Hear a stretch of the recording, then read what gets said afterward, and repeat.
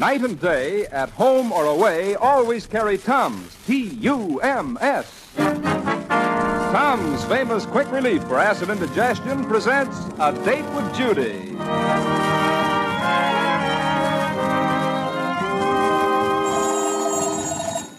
Hello? Hello, Judy. This is Oogie. Are you fond of me today? Well, I am in a way. Just in a way? Oogie, I have a terrible problem. Do you think a girl can be in love with two men at the same time? You mean you're in love with two men? Oh, gee, I was afraid of this. Oh, gee, at the dance last night, I saw the way you looked at Stinky Edwards. Oh, it isn't Stinky Edwards at all. It isn't? Oh, what a relief. Oh, gee, that's great. No, it's Humphrey Bogart.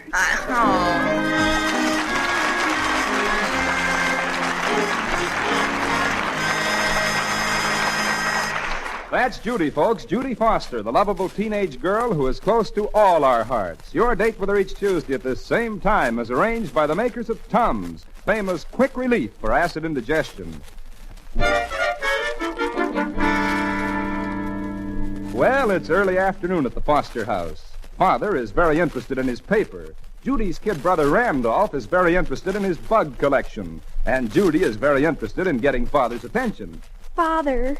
Yes, Judy. Father, there are times when I think that you don't appreciate my responsibilities. Huh? Judy said that there are times Never when you mind, don't... Randolph. I know what she said. I just don't know what she meant. It's very simple, Father. I mean that because I have so many responsibilities, I need a larger allowance. So would you please increase my allowance, Father, please? No. Oh. Father, it's just occurred to me that this would not be the right time to ask you to enlarge a bit on my small gratuity. No. Father's quite a talker, isn't he? I'll go. I'm expecting Oogie. Father, would you classify Oogie as a responsibility? Hello, Oogie. Hello, Judy. I thought I'd never get you. Boy, do you look snazzy. Thank you, Oogie. Oh, hello, Mr. Foster. Hello, Oogie. Oh, Judy, could I speak to you in private on a matter of extreme vital importance? Why, certainly, Oogie. Come on in the den. Please excuse us, Father. Yes, please excuse us, Mr. Foster. Me too. What is it, Oogie? Oh, Judy, I'm in terrible trouble. Terrible, awful trouble. Trouble is fearful, that's what I'm in. Jeepers, Oogie, what have you done? Well, you know the Roadhouse nightclub on the highway, the Tocamba? Well, certainly I know it. I'm forbidden to go there. Gosh, so was I. Well? Well, I knew Triple Lips Louie, the great trumpet player, was going to play out there, and I guess I just couldn't resist it, so... You went out there. Well, I only stood in the doorway and listened. Well, what was wrong with that? Nothing, but while I was standing there, the place was raided. Oh, jeepers. You said it. Were you arrested? No, but only because I was quick about it. Jeepers. But my father found out, and now I'm really in a jam. Oh, that's terrible. Oh, but you haven't heard the worst part. He's so mad he's going to sell my car. Oh, no. Yes. Golly, I don't know what I'll do without Delilah. Oh, that's awful. Judy, I just can't bear to think of living without that car. You've got to do something to help me. But what can I do? Well, I figure that after a while this will blow over and Father will forget about it. We just have to do something to save Delilah until that happens. Oh, Judy, you're so wonderful. I am? So wonderful. Will you help me?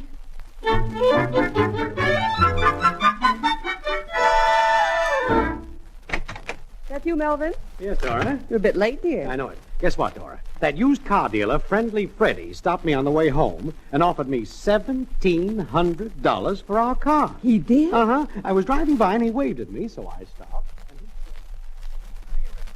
Fine, Freddy. How are you? Pretty good, Mr. Foster, considering all the things you have to consider these days. Say, that car of yours looks pretty good. Yeah, I've kept her in fine shape. Runs good, huh? Oh, smooth as a whistle. Looks clean, all right. Oh, she is clean. Looks like original rubber, that does. Yeah, that is original, right? Yeah. I'm doing a terrific business, Mr. Foster. You could hardly believe it. So much business. Uh-huh. Having a hard time getting clean cars like this, though. Well, there aren't many cars left in as good a shape as this one. No, there aren't. Yes, sirree. I'm certainly glad I have this old buggy. Yep, I could sure get you a nice profit on this one. No, I wouldn't be interested in it. Nice profit? Yeah, pretty near what you paid for it, and considering the service you've had from her, that's big profit, that is. Good, huh? Sure could. Well, I guess I wouldn't want to sell her even so. And there, Mr. Foster, is where you make your fatal mistake. It is, huh? Sure. She looks good, yes. But underneath, That's the thing. Underneath, where the eye cannot pierce. That's where the trouble lurks. The trouble lurks? Hey, certainly. Certainly. It'll go all at once. Go all to pieces. Terrible repair bills. Not only that, the paper said the other day that new cars be rolling off the line first thing you know. Yeah. Yeah, I saw that. That's where you'll take your terrible loss, Mr. Foster. Day that happens, you're in a bad way with this old heap. It'll drop in value, huh? Drop in value? Ooh, don't even use that word, value. It won't have no value. No, Why, you won't be able to give it away. I won't. I guess the market will be loaded with used cars, huh? Oh, I don't even want to be here to watch it. When that starts, I want to be in the country collecting eggs. Hey, I'll buy a chicken ranch before I witness that debacle. Foster, why don't you make a quick deal with me? Take my offer. Offer? Well, what offer? For a quick close, I'll give you $1,700 in cash, every nickel for this car. I don't think I would. Gee, 1,700 Cash. 1,700, huh? Now, if you're as smart a man as I figure you've been for years, you'll grab it. Pick up a little something else to tide you over till the new ones start rolling down the street. You'll be one of the in the clear boys when the auto market collapses. Well, I don't know. You better think it over, Mr. Foster, but don't waste too much time. Prices are dropping every minute, and I'm only offering it to you because I'd like your goodwill. You know what they say about friendly Freddy. I had a hard time turning it down. $1,700. But we need the car, dear. But $1,700. Just imagine. That's $200 more than I originally paid for it. And we've been using her all this time. Well, all I know, dear, is that you have to have a car. You can't get along without one. And if it's worth that much to someone else, it certainly should be worth that to you. Is that you, Judy? Yes, Mother? Oh, dear. Hello, Father. Excuse me, I have to make an important phone call. The more I think of it, Dora, the more I like the idea. Melvin, I think you should give it a lot of thought. Hello, Oogie. Listen, since you were here, I got a magnificent idea about the car, I mean. We could get all the kids that ride to school and back to sign a sort of petition to your father not to sell the car. Make it a patriotic duty not to sell it, and then maybe he'll change his mind. Well, all right, I'll think of something else. See you later. Goodbye. Pringle? Sell his car? Oogie's father's going to sell his car? If we can't stop him, I'll tell you about it later. Right now, I have to hurry upstairs and take my phone. Dora, did you hear that? What, Melvin? The car. Pringle is apparently thinking of selling his car. It's a pretty nice one, too. Well, it's not in bad shape at all. Nothing as good as ours, but by George, I bet I could pick up that car of Pringle's and sell mine and have a nice profit and be perfectly okay until the new ones start coming through. Now, Melvin, don't go off the deep end before you give it thought. Deep end nonsense. I'm a man of action, that's all. I'm going to phone Pringle right this minute. Oh, now, Melvin, don't rush into anything. Fiddlesticks, Dora. I know what I'm doing. Well, I better go out and start dinner. Hello? Oh, hello. Oh, Pringle, this is Foster speaking. Hello there, Foster. Pringle. I hear you have a car to sell. Yes, I do. How much you want for it? Cash? I hadn't exactly gotten to figure that yet. Oh, nonsense. You must know what you'd take for it. Well, maybe $250 would be all right. $250? Or 200 maybe. 200? 150. Why, that's ridiculous. I wouldn't think of it. 120. No, sir, I would not think of it. That car's worth much more than you realize. I'll buy it, but I want to be fair about it. But I don't expect much for it, Foster. Well, you know what you're doing. I'll tell you what I'll do. I'll give you $500 for it without even checking its condition. $500. Well, that's much too much. No, I know what I'm doing, and I want to be fair about it. Come on now, what do you say? $500? But, Foster... Now, look, you want to sell it, don't you? Yes, I do. We're old friends, aren't we? That's why I'm hesitating. It's a favor to me, really. Well, if you put it that way. Hey, it's a deal, then? Make it 300. I don't feel right about more. Even that's way high. Oh, now, don't be ridiculous. I'll put a check in the mail this instant. It's a gentleman's agreement, then, huh? Yes, if you insist, it's yours. You must have a reason. Oh, yes, I have. Goodbye. Goodbye, Foster, and I hope you won't be sore at me. Oh, don't worry, Pringle. I'm tickled to death.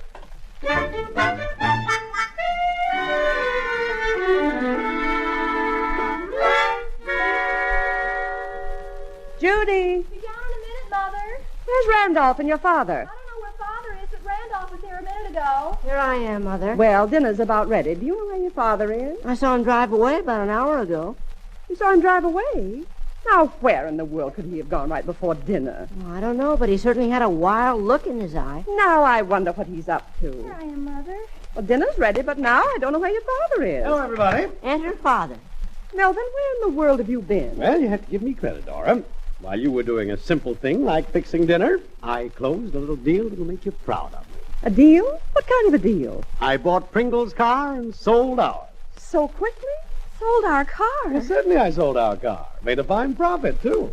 I bought Pringle's car for next to nothing and got a top price for ours. Why, Melvin, that's very clever of you. Oh. You think so? But Father... What, Judy? Oh, nothing. I just hope it's not what I think it is. Anybody here want to give me odds? I'll get it. Yes, sir. When opportunity knocks, Melvin Foster lives. Oh, hello, Oogie. Hello, Judy. Thanks for putting over our little deal. Hello, Oogie. Hello, Mrs. Foster. Mr. Foster. Okay. Well, Delilah is here. Delilah? Yes, sir. My father told me you bought her. I drove her right over. Delilah? Yes, sir. She's sitting right out there waiting for you. And you don't have any idea how I hate to part with her. Delilah?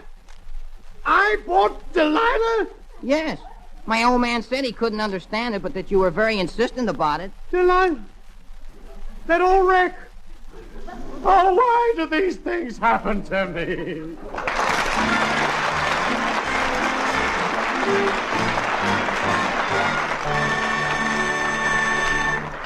We'll return to the Foster house in a moment. But right now, I'd like to discuss another subject. You know, folks, a goat does not eat tin cans. That's just propaganda. And you can't eat too much too fast without inviting acid indigestion. That's why, night and day, at home or away, you should always carry Tums. Tums are just about the fastest relief there is for acid indigestion. Easy to take, nothing to mix or stir, you don't even need water. At the first touch of heartburn, just put 1 or 2 Tums in your mouth, same as you would candy mints. In no time, your acid indigestion goes. There are many imitations of Tums, but no substitute for them. So insist on genuine Tums. T-U-M-S. Tums for the tummy. Only 10 cents a roll, all drugstores. Remember, the more delicious the food, the more you may need Tums.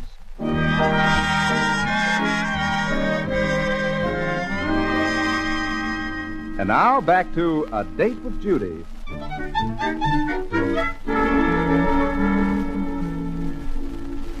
Hello. Hello. Is this Friendly Freddy's? Oh, Freddy. Freddy, look, this is Foster. Look, I want to buy that car of mine back right away. You what?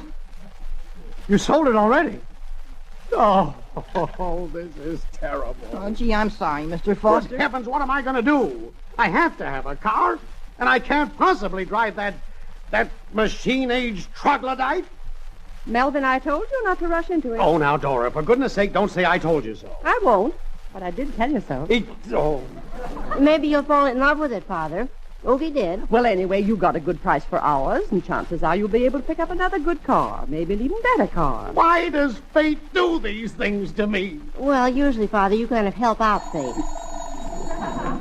I'll get it. Hello? Mr. Foster there? Mr. Migraine calling. Father, Mr. Migraine wants to speak to you. Michael Migraine?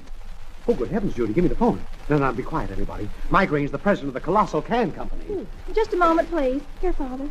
Hello? Mr. Migraine? Yes, Foster. How are you? Oh, just fine, just fine. Say, this is a pleasant surprise. Just got off the train, Foster. Well, I'm going out to J.B. Harrison's house now to close a deal. How'd you like to pick me up there and drive me to the station? Well, I'd love to, Migraine. Good. Say you pick me up in about an hour and a half. Uh-huh. We can have our talk on the way to the station. It's a long drive. I certainly will. I'll be glad to. Well, I'll see you then, Foster. Bye. Goodbye. Boy, Michael Migraine, most important man in the can business. I'm going to pick him right up. Oh, good heavens. I have no car. Well, you can call a taxi, dear. Taxi. Oh, yes, taxi. All right. Certainly hate the idea of taking Migraine to the station in a taxi. Well, it beats carrying him piggyback. Hello? Oh, hello. This is Melvin Foster. Now, would you please send a cab to... What's that? But it's an emergency. But. Oh, I see. Not a chance of a taxi for 3 hours. Oh, that's a shame. Look, Judy, Oogie, drive me down to Friendly Freddy's. I've got to get a car before that appointment. Can I go, Father? All right, come on, but hurry. Goodbye, Dora. Goodbye, dear.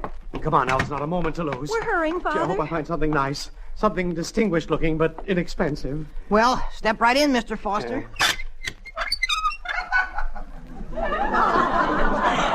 Is it safe? Gosh, I should have oiled that for you. Well, never mind it now. Get in, everybody. Ah, we're in.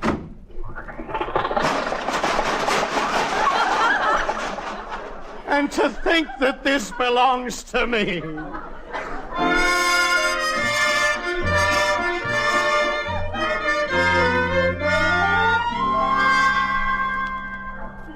Freddie, I have to have another car right away. Well, sir, Mr. Foster, Friendly Freddy is the man who has them. I'm Yes, just sir. sick that you sold my car already. I wanted to buy it back. Oh, that one didn't stay on the lot 20 minutes. Man came in, saw it, bought it, and an hour later I'd even sold the car he traded for it. Well, what have you got that'll run? Oh, Mr. Foster, all of Friendly Freddy's cars run. It's just a matter of comparison. Some run a little better than others. Well, show me something. Well, sir, here's a fine Apperson Jackrabbit. It was a beautiful car in its day. How can you tell? This one over here runs pretty good. What in the world is that? What is it? What is it? Well, that's a Saxon, Mr. Foster. Finest chain drive ever built. Jeepers, I saw a picture of one of those once in an old magazine at the library. It's a wonder the magazine even lasted that long. Now, there's a sporty job for you. Stutz Bearcat. Paint's kind of old, though. The paint's old. How could it help but be old? It must have been put on there 20 years ago. 23 years ago. Oh, good heavens. Is this all you have? Well, how about this one? Has the finest power plant in town. Genuine Stanley steamer. They never wear out. Maybe it didn't wear out, but it certainly looks like it got tired. What's this thing, Mr. Freddy? That's a headlight, and put it back. Oh, yes. I'm going to put new wicks in it in the morning. Haven't you got anything better than these? Well, the car market's pretty well worked over, Mr. Foster. There ain't much left. You better grab one of these while you have a chance. Heaven only knows when they'll start building new ones again. But this morning, when you wanted to buy my car, you told me that they were going to start building new ones right away. Yeah, I've thought it over since then, and now I doubt it. Oh. Well, take a look, though, Mr. Foster. Don't give up so quickly. We have some mighty fine cars here. Hupmobile, Locomobile, Winton, Kisselcar, Marmon, Chandler, Chalmers, Maxwell. We even have a Dort over in the corner. Looks like it's lying down, too. Come over here, Mr. Foster. Look at this one I got. Genuine California top. Darn place looks like a darn museum. Oogie, Yes? you just got to do something to help Father out of this. It's all your fault, you know. Oh, gosh, Judy, I didn't have anything to do with it. I don't care. If Father hadn't thought he was buying your dad's car instead of yours, this never would have happened.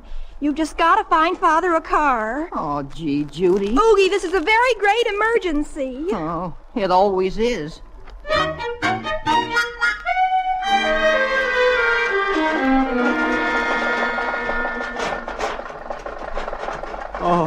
Oh, this is terrible. But there wasn't a thing on Freddy's lot any better than this Delilah pile of dogs. Now, Father, now you be careful what you say in front of her. Delilah is very sensitive. Well, don't drive all the way up to the house. I don't want Migraine to see me in this. Stop here. I'll walk the rest of the way. Don't worry, Father. I told you Oogie's out trying to borrow a car for you. He'll be here any second. Try to stall Mr. Migraine for a few minutes. I'll do anything. Oh, why does this have to happen to me?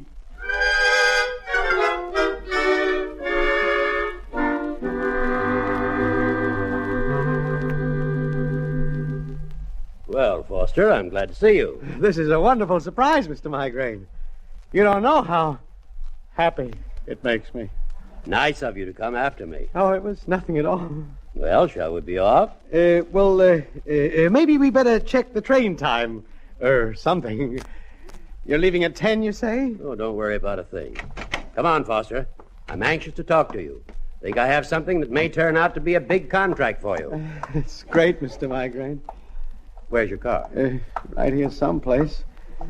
I guess I better apologize for it, though. You know what the automobile situation is. Yes. Mr. Foster. Oh, Oogie, yes? Your car is over here, Mr. Foster. My car is over there? Yes, Father, your car. Good heavens. It is my car. What's the matter, Foster? Were you expecting someone else's? No. They just moved my car, that's all. It's nothing. It's nothing. Aren't you pleased, Father? Oh, I certainly am. Oh, Mr. Migraine, I'd like you to know my daughter, Judy. How do you do? This is Oogie Pringle. Hello. And my son, Randolph. Hi. But, Foster, are you sure you're all right? Oh, I never felt better in my life. Never. Well, come on, Mr. Migraine. We'd better be going. We'll all go back in Delilah. You're fine, Oogie, fine. Goodbye, children. Bye. Goodbye. And Oogie. Yes, You're Mr. a Foster? Good boy. And now then, Mr. Migraine, won't you get in? Thank you, Mr. Foster. Not at all. Not at all. Foster, I'll tell you why I was so anxious to see you. Uh-huh. You know, Colossal Can has so many orders ahead, we can't possibly fill them all.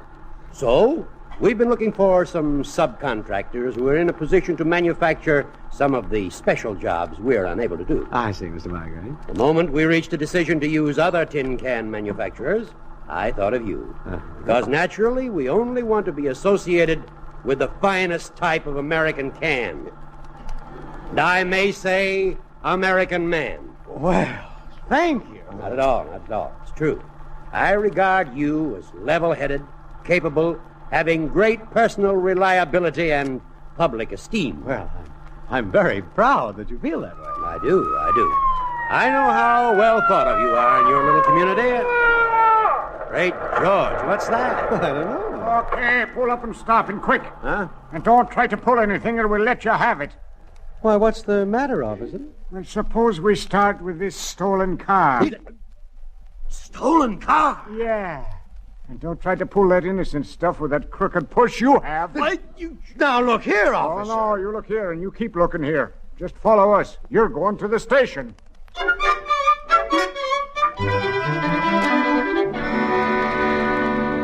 But I tell you, I never stole anything in my life. And this is Mr. Michael Migraine, the president of the Colossal Can Company. Well, welcome to our city, Mr. Colossal. Oh, this is terrible.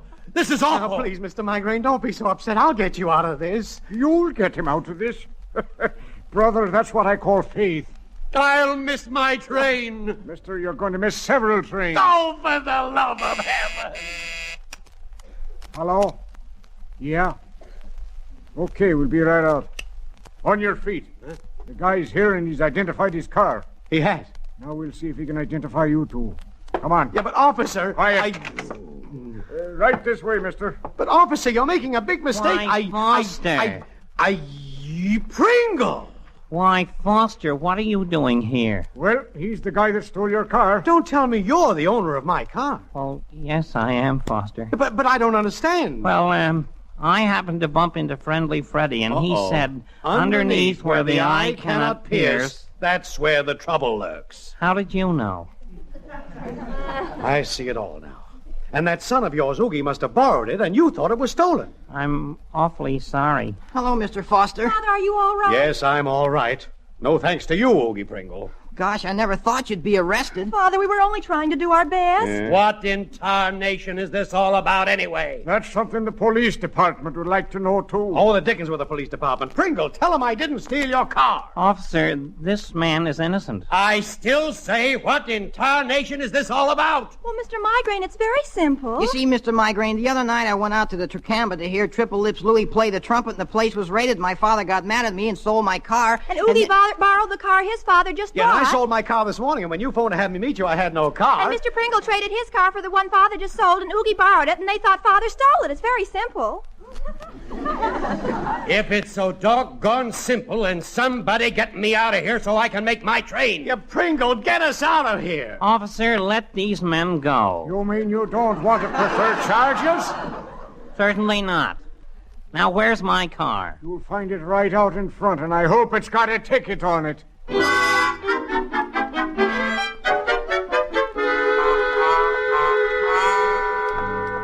we haven't much time. We've got to hurry. Well, here's the Oh, car. fine. Step right in, Mr. Migraine. I don't make this train, Foster. We'll make it, Migraine. I'm quite a driver. Foster, What is it, Pringle? I can't open the door. Well, why not? It's locked. What? No, take it easy, Mr. Migraine. It's probably stuck. I'll... Oh, Oogie! Yes, Mr. Foster? Where are the keys? Oh, gosh. They're inside. Inside? Yes, I locked it so nothing would happen to it. Oh, for the love of heaven. Well, Mr. Foster, there's always Delilah.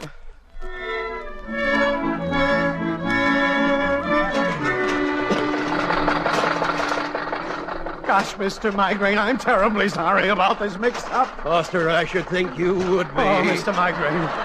Well, we're almost there. I'm terribly sorry that you have to ride in this terrible old rattletrap. What's the matter with it? Well, it's just falling apart. Huh? I had one just like it when I was a kid. I was crazy about it. You were? Certainly. I was crazy about it. Had my initials right on the dashboard, right here with the... Well, what do you know? This is it! Well, imagine. Yes, sir. 1 in a million. Now, about that deal... Everything will be fine, Foster. You can expect the confirmation in the mails tomorrow. Oh, that's fine, Mr. Migraine.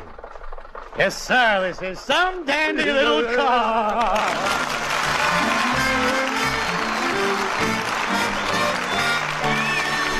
We'll return to the Fosters in just a moment.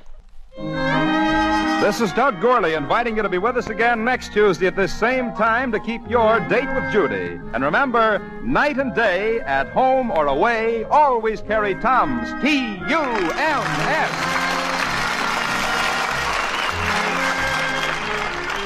Tonight's Date with Judy will be transmitted to our men and women overseas by shortwave and through the worldwide facilities of the Armed Forces Radio Service.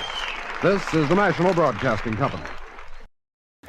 All right, that concludes the first episode of the night. I hope you all liked it, and take your 5-minute break, and we'll be back then. Yeah.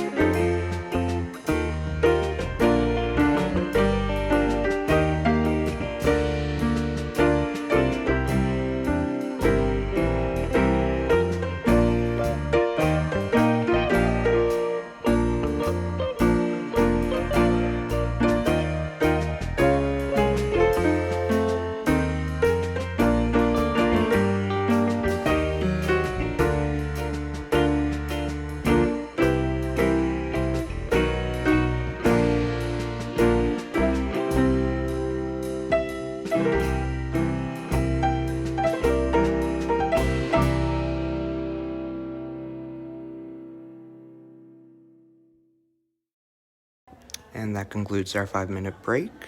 I hope you liked the music, and let's get to episode 2 of the night. Yay, woo. Night and day, at home or away, always carry Tums, T-U-M-S. Tums, famous quick relief for acid indigestion, presents A Date with Judy.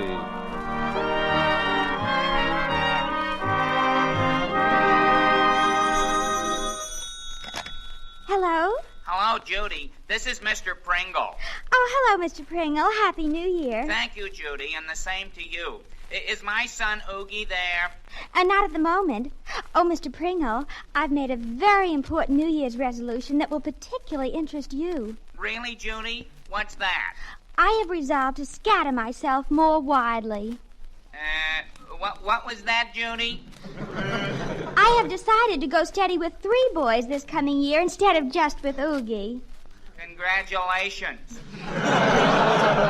Well, don't you see, Mr. Pringle? It'll be thrilling for you. How come? Well, that way, you'll have Oogie at home with you 2/3 more than he was last year.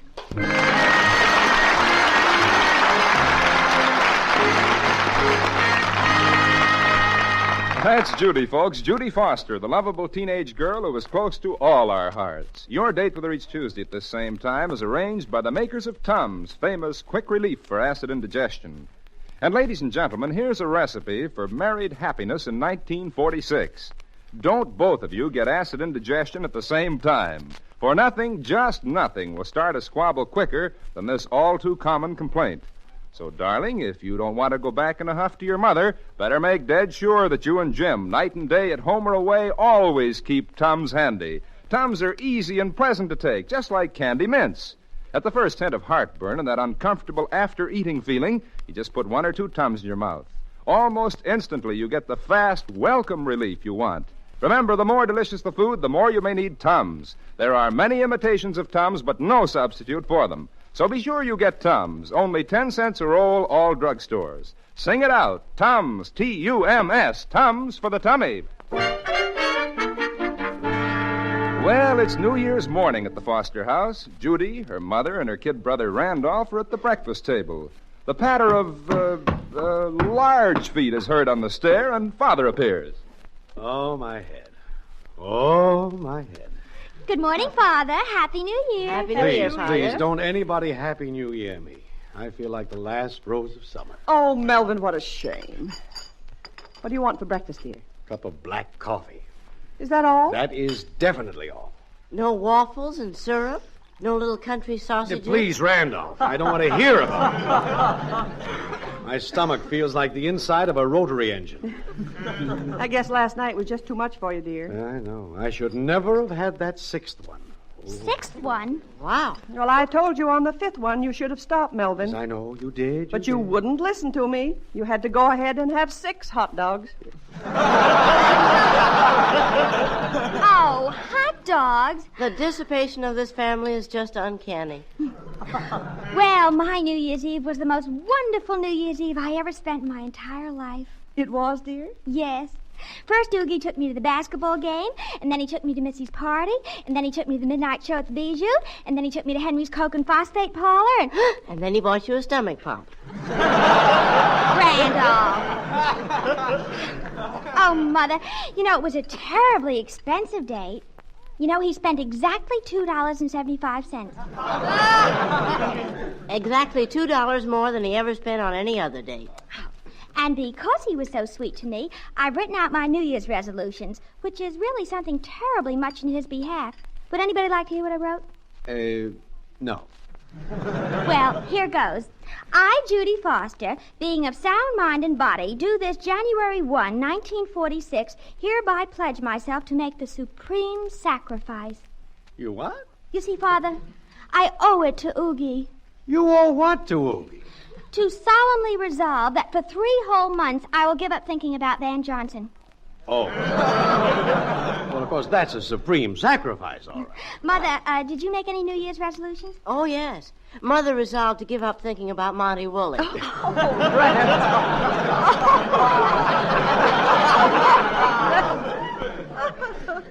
She owes it to Father, you see. He was so sweet to her. He took her to the Emerson party last night, and then he took her home by 11:30. Well, it was getting late. Oh, you're such naive, unsophisticated dears. Is that so? Well, let me tell you something. It was a pretty wild party. And in the middle of it, Father announced what his New Year's resolutions would be. Father, was that before or after you put on the ladies' hats? Don't be ridiculous. I didn't put on any ladies' hats. No, they were lampshades. Lampshades. Yep, it sure was a wild party. And what did you resolve, Father? Well, it was kind of a big thing. I resolved to keep my temper until 6 o'clock tonight. Wow. Well, weren't you kind of rash? I should say he was. He bet Ed Emerson $15 that he could do it. What optimism. And when I think of what I could have bought with that $15. Now, wait a minute, Mother. Now, wait. He hasn't lost the bet yet. He will. Well, Ed Emerson dared me. You wouldn't want me to refuse a challenge, would you? Don't you have any confidence in me? Not much. Melvin, I have all the confidence in the world in you. Ah, you do? Yes. And if there's one thing I have more confidence in, it's your temper.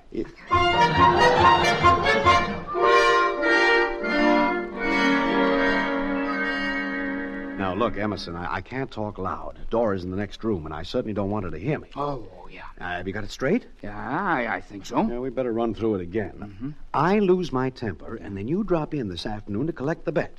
I give you the $15. And then I say, in front of Dora, Melvin, you've been such a good sport about all this. I'm going to take you to the fights tonight as my guest. Yeah. Is that right? Oh, you're letter perfect. I guess we'll sure be putting one over on Dora, won't we? We sure will. She doesn't suspect a thing, huh? No. She was a little annoyed that I got carried away and bet you $15. But nothing compared to what she'd be if she knew the truth. Oh, boy, I'll bet not. If she thought that I'd pay $15 for a ringside seat at the fights, wow. Yeah, women sure take things like that seriously. Now, wait a minute. Don't misunderstand it. Yeah. It isn't that I let my wife dictate to me how I spend my money. If I want to spend $15 to see a fight, I do it. No matter what she says. Oh, sure, Foster, I know. She can take it or leave it. Makes no difference to me. After all, I guess I hold the purse strings in our family, and that's clearly understood by both of us. Then why are we going through this rigmarole about a New Year's resolution? Well, because it's more fun this way. Yes, I see. Foster, are you sure you can lose your temper so she won't suspect anything? Can I? Oh, I can raise the roof over anything. Well, remember, this ticket scalper will only hold your ticket until 6 o'clock. Now, phone me just as soon as you're ready to fork over the dough, huh? Don't you worry, Emerson. When I lose my temper today, I won't have to phone you. You'll be able to hear me clear in the next block.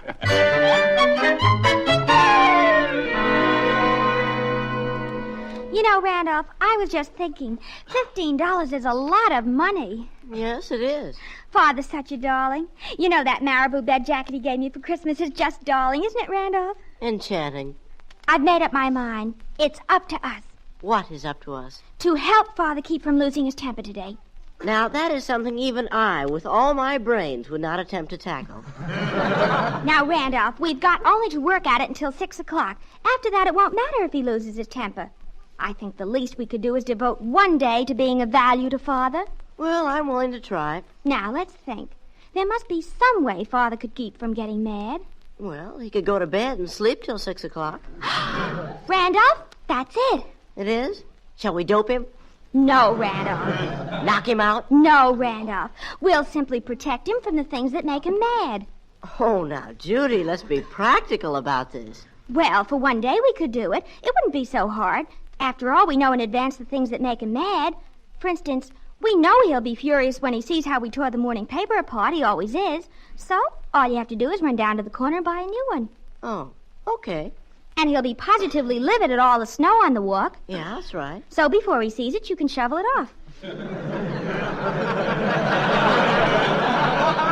I can shovel it off? Uh-huh. You, want to help, don't you? What are you going to do? I'll do the thinking. And another thing, Randolph, he always raises an absolute furor over fixing the furnace. You can do that for him. You see how simple it is, Randolph? Yes, I'm beginning to slightly catch on. Oh, Randolph, I can see we're going to have a busy day. Yes, I certainly am.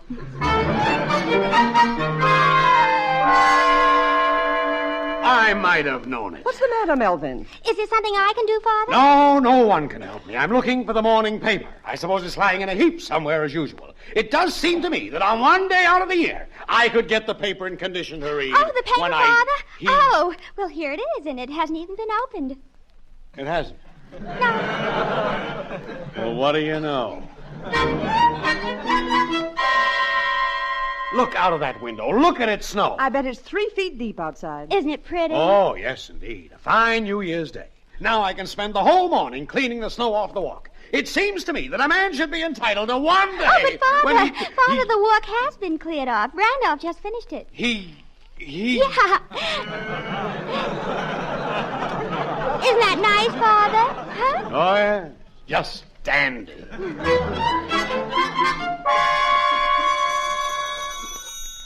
Hello? Hello, Foster. Did you blow your top yet? Shall I come over? No, not yet, Emerson. I'm having a little trouble. Well, don't be all day about it. This guy isn't going to hold the ticket forever. Don't you worry about a thing. I just thought of one that's a beauty. Yeah, what? I'm going out and let the air out of one of my tires. And when I discover it...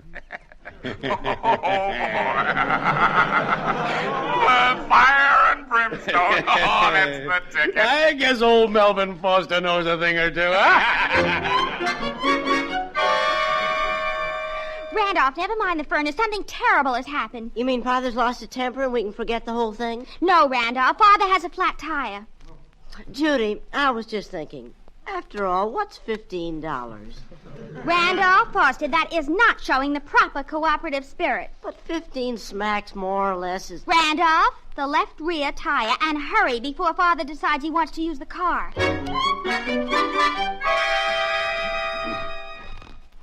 Melvin, it was very thoughtful of you to suggest calling on old Mrs. Wilkins. Oh, think nothing of it, Dora. Besides, the ride'll do us good. Of course, the garage door won't open. It'll stick as usual. I have never seen it to fail. A man goes out to the garage... Melvin. What? Unlatch it first, dear. Yes, sir. There's nothing like a little turn in the fresh air after New Year's Eve. Well, I'm sure the poor old soul will appreciate our coming. Yeah, well, Dora, hop in. Oh, for the love of heaven. What is it, Melvin? Of all the luck, here we are, all ready to go, and will you look? Will you just look at that left rear tire? What's the matter with it? What's the matter with it? It's just... It's just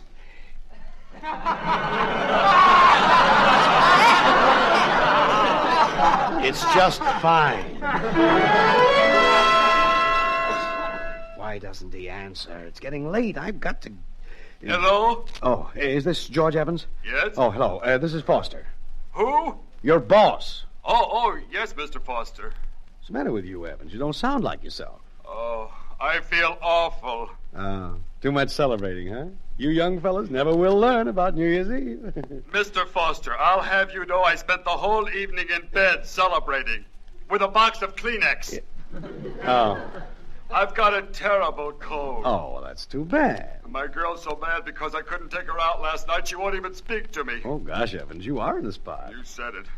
Oh, did you want something, Mr. Foster? Well, I did, but I kind of hate to mention it now. Oh, go ahead. I feel terrible anyhow. Yeah, well, I'll tell you, Evans. I'm trying to lose my temper. What did you say, Mr. Foster?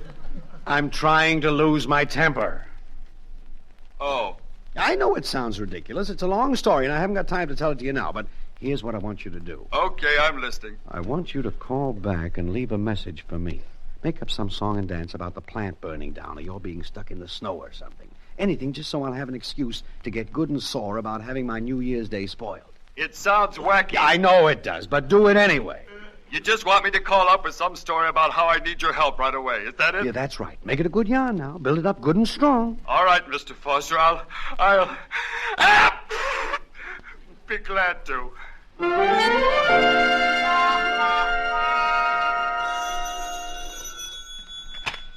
Hello? Is Mr. Foster there? This is George Evans. Oh, is there something I can do, Mr. Evans? I don't like to disturb Father. He's so comfortable at the fire. Oh, Well, could you please give him a message? Oh, you sound awfully funny, Mr. Evans. Well, I've got a terrible cold. Oh, that's too bad. But that's not what you should tell him. Oh, what was the message, Mr. Evans? Tell him I'm in jail. Oh, Mr. Evans in jail. Yes, Judy. Please ask your father to hurry and get me out. Oh, I will. Goodbye, Mr. Evans. Randolph. Now what? Something terrible has happened. Did Father blow his top? No, Randolph. You know Mr. Evans. Sure, Father's sales manager. What about him? He's in jail. Well. Happy New Year. And he wants Father to get him out. I don't blame him. Randolph, if we tell Father he's got to spend New Year's Day getting an employee out of jail, you know what he'll say. Well, I can think of a few words he might use. Well, it's only 2 hours until 6 o'clock. We can't let Father lose his temper now. Do you know what I've decided? No, but I have a hunch. We're not going to tell Father. You and I are going to get Mr. Evans out of jail ourselves.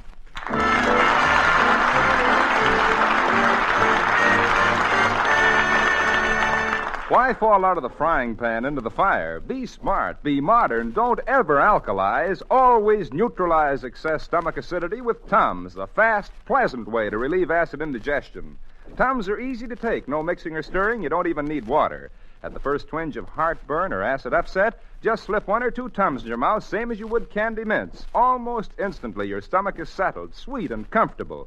And that's the end of it, because Tums contain no soda or other water-soluble alkalis to give you acid rebound. For fast relief from too much acid, do as millions do. Night and day, at home or away, always carry Tums. Get a roll this very night. Only 10 cents any drugstore. T-U-M-S, Tums for the tummy. There are many imitations of Tums, but no substitute for them. So get genuine Tums, nothing else but.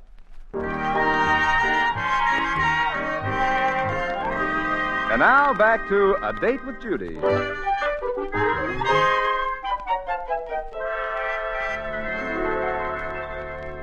Randolph, I almost forgot something. We haven't any money.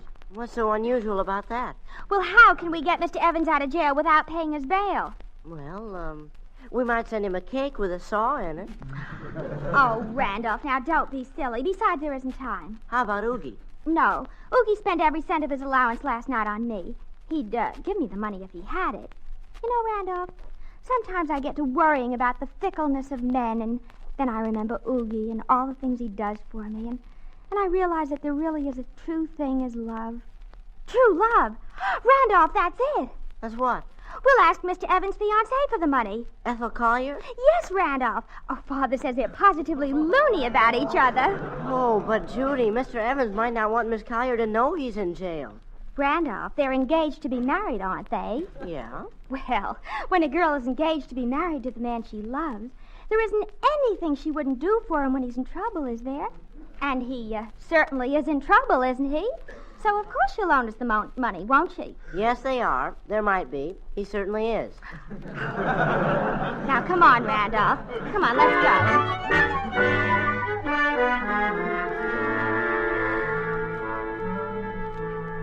Randolph, gee, now that we're here, I don't know what approach to use with Miss Collier. Well, first you might try ringing her doorbell. Okay. Gee, I might talk to her as woman to woman, or maybe I'll just come right out and state the truth. Well, hello, Judy and Randolph. Hello, Miss Collier. Hiya. Come on in. My, it's good to see you, too. Are you out making New Year's Day calls? Well, not exactly. We came about Mr. Evans. Oh, George? Uh-huh. I'm afraid he's not having a very pleasant New Year's. Oh, yes. Isn't it a shame, the poor dear? Oh, then you know. Well, of course.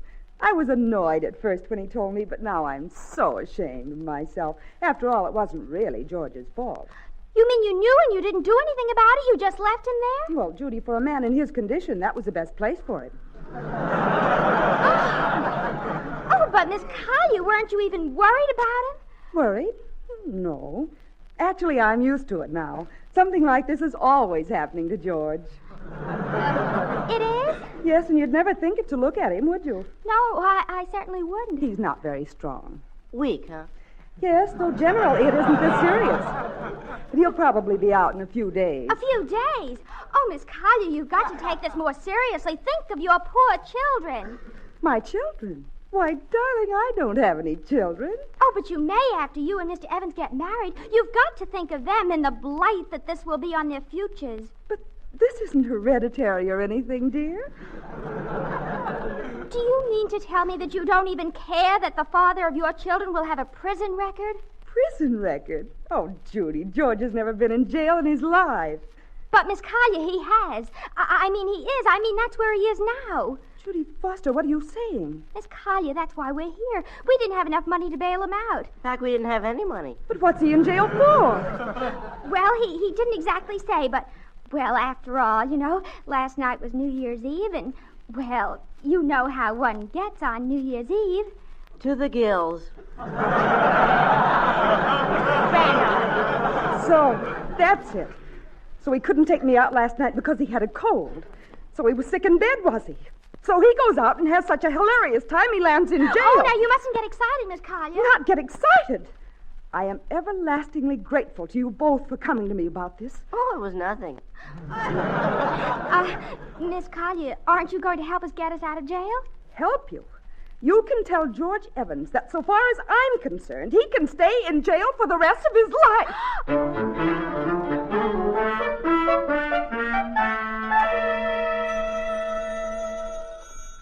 Hello. Melvin Foster speaking. Hello, Father. Oh, Judy. Doris, Judy. Oh, thank heaven. Judy, your mother and I have been worried sick. Are you all right? Is Randolph with you? Well, of course, Father. What do you mean, of course? Don't you realize there's a blizzard raging outside? You gave your mother and me an awful scare. Oh, jeepers, Father, there's nothing to get excited about. We're fine. Well, where are you? The city jail. Oh, well, then that's all right. What? The city jail? Judy, don't worry about a thing. Your mother and I will be right there. Don't worry, dear. Don't worry. But, Father... We're coming. Let's go, Dora. I don't know what happened to them, but... Oh, my goodness. Hello, this is Melvin Foster speaking, and I haven't got time to answer the phone now. Mr. Foster, this is George Evans. Evans, I haven't got time now. I've got real troubles this time. Mr. Foster, you listen to me. I've got real troubles, too. Oh, you have. Do you know that my daughter and son are in jail? Fine. They ought to be. What did you say? Now, listen here, George Evans. Oh, I've got to go to that jail. I'll meet you there.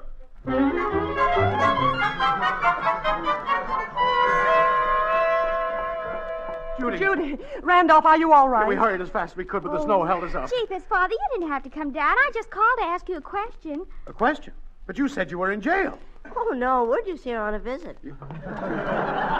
Hello, Mr. Foster. I got here as fast as I could. Why, Mr.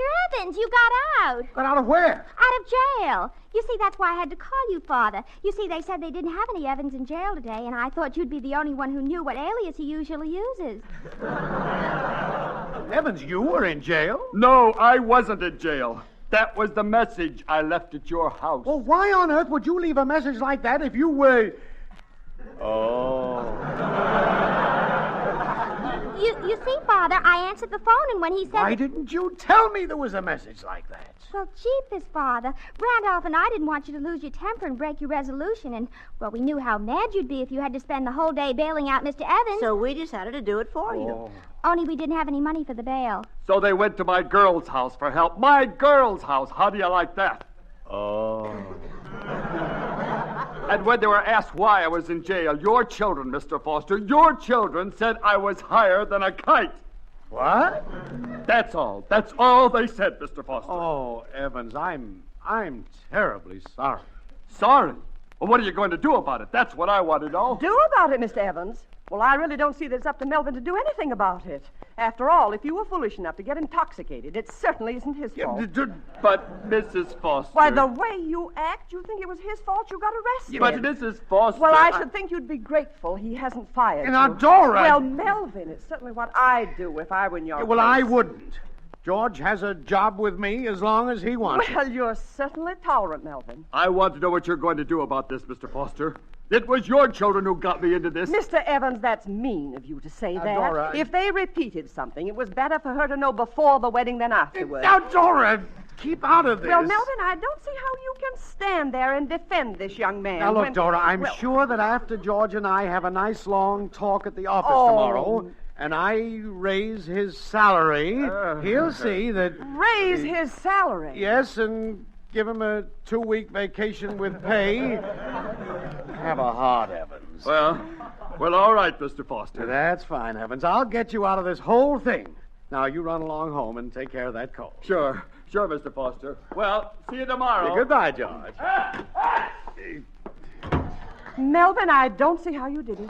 Did what, Dora? Why, you're just wonderful. I don't see how you kept your temper. I'd have been furious. You would? Certainly. And under the circumstances, I wouldn't have blamed you if you'd broken your resolution. Oh. Well, you know Melvin Foster. When he makes a resolution, he keeps it. He certainly does.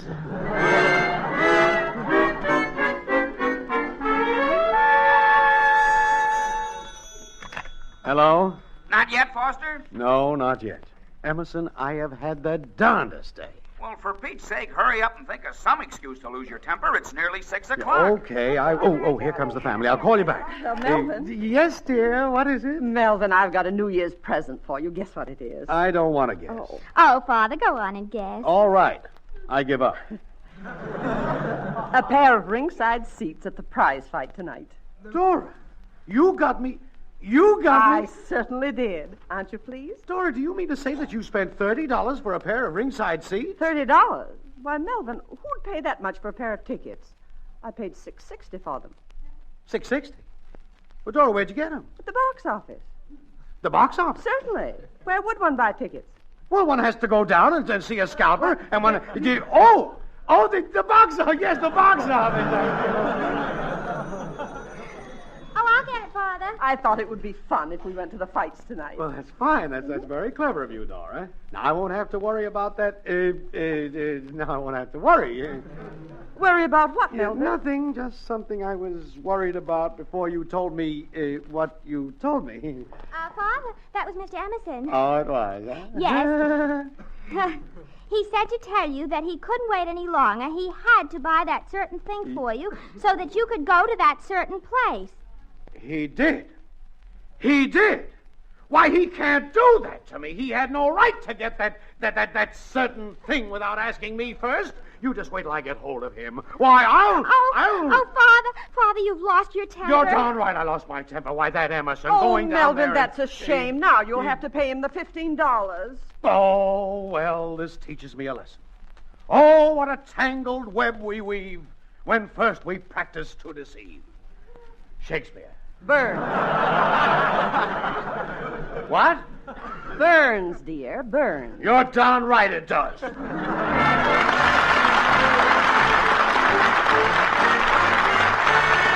We'll return to the Fosters in just a moment, but first, ladies and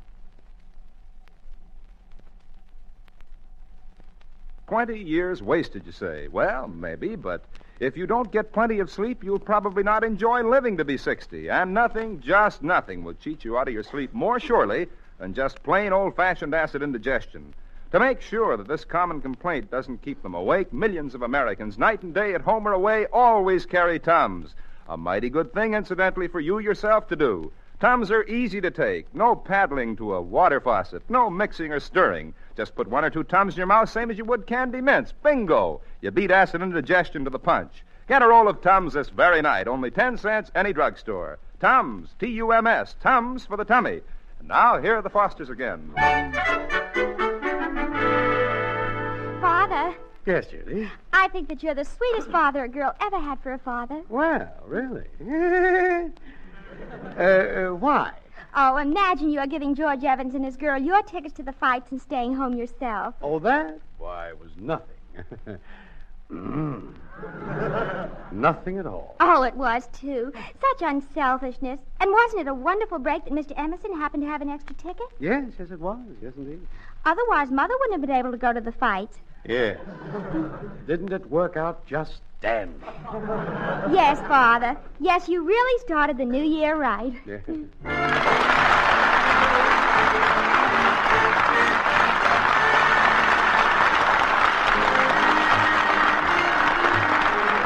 This is Doug Gourley inviting you to be with us again next Tuesday at this same time to keep your Date with Judy. And remember, night and day, at home or away, always carry Tums. T-U-M-S. Tonight's Date with Judy will be transmitted to our men and women overseas by shortwave and through the worldwide facilities of the Armed Forces Radio Service. This is NBC. The National Broadcasting Company.